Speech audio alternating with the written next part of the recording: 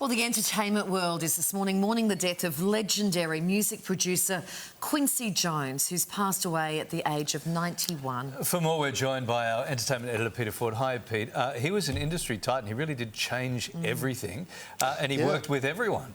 He did.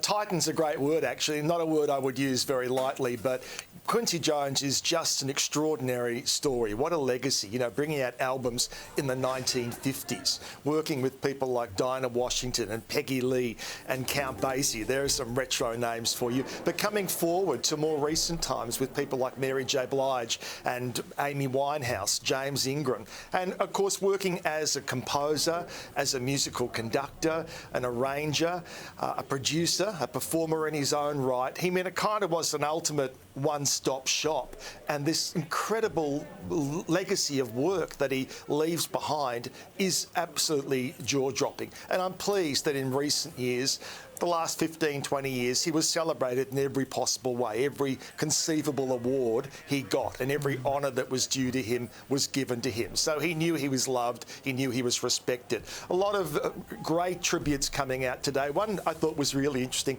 was from Michael Caine. Now, Michael Caine, of course, the great actor, refers to him as being his celestial twin. Now, what does that mean? That means that he was born on the same date on the same year. Oh, okay. So they, in fact, were celestial twins. And they got to know each other, got to work together, actually, because he did Quincy did the music for The Italian Job, which was one of Michael Caine's great movies. But also the other thing with Quincy is the types of music that he covered. I mean, such a broad range, be it from jazz or hip-hop or great, you know, real 60s pop tunes like It's My Party, Leslie Gore's big hit, which, you know, today is still one of those great pop songs of the 60s. He just covered so many bases and worked with everybody, knew everybody. This is a lovely story. He got to become very friendly with Frank Sinatra, worked with him actually on a couple of albums, and he in fact also became very friendly with Mia Farrow. He was working with her in London on a movie called John and Mary, and during that time they became very friendly.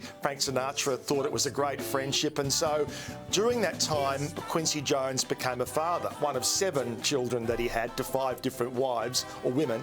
But when he got back to America, he tells the story about what was waiting for him from Frank Sinatra's office. So that's a real friend, and Frank Sinatra's paying for your kids' education, isn't it? So very fascinating private life too. 3 marriages, 1 long-term relationship. One of those marriages to Peggy Lipton, who people would remember from way back in the day in Mod Squad. Then she had a bit of a comeback with Twin Peaks after that. They remained very close, and he put out a beautiful tribute to her after she had passed. So, yeah, when you look at this extraordinary body of work, of course, everybody will reference the 2 big claims to fame, and they're pretty darn good. The biggest selling album of all time with Thriller, of course, the relationship with Michael Jackson, bringing out those 3 massive albums was quite extraordinary. Then, you know, got the biggest selling single of all time with We Are the World. I mean, these are amazing claims to fame. So I don't think there is anyone else to compare. Maybe you'd say Elton John is in a similar league in that he covers all the bases of arranging, composing, performing, all those things. But I don't think anybody else comes close to the life and the legacy of Quincy Jones. Indeed, such a loss.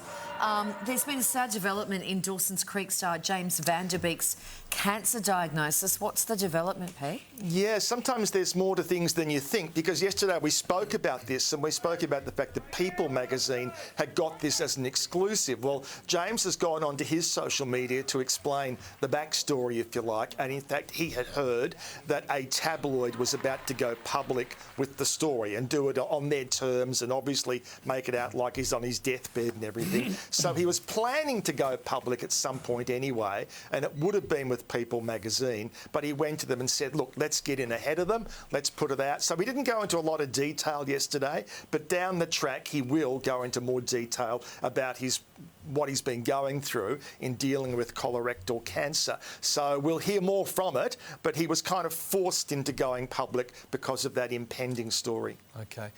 Pete, let's move on. And Ben Affleck has praised his ex, Jennifer Lopez. Yes, well, they are in the unusual position, actually, of promoting a movie that's coming out called Unstoppable. He's a co-producer of it. She's in it. And, of course, they're not doing publicity together. And I don't think it's unreasonable, if you are sitting in front of either of them as a journalist, to want to know about the breakup. And, you know, you've got to try. I mean, they put it out there very publicly, so it was never off limits. So he's not saying anything negative at all about J-Lo. In fact, quite the opposite. He's not saying a lot, but what he's saying is very positive. So that's it.